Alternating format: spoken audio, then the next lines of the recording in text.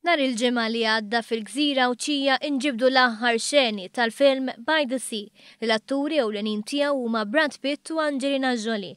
Fil-fatt issa beda jiżarma set mibni apposta. Wara 3 xhur ta' ħidma fuq dan il-film, il-kummissarju tal-films Engelbert Grech qal li l-koppja ta' Hollywood kienu sodisfatti ferm.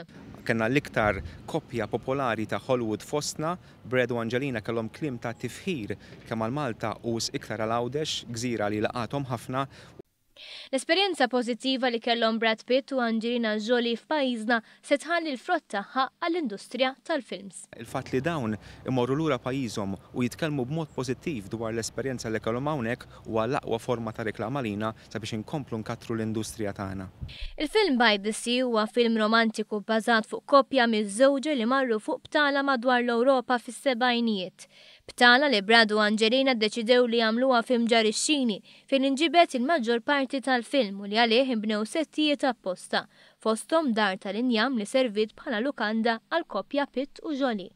Il-Kummissarju tal-Films Engelbert Grech qal li s-settijiet u anki l-aspett tekniku ħadmu fuqhom diversi ħaddiema Maltin li ħafna minnhom ingħataw taħriġ b'valur totali ta' €9,000,000.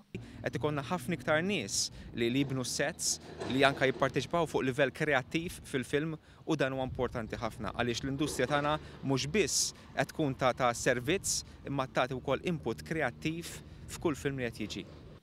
Il-film By the Sea mistenni joħroġ fis-swali taċ-ċinema is-sena d-dieħla.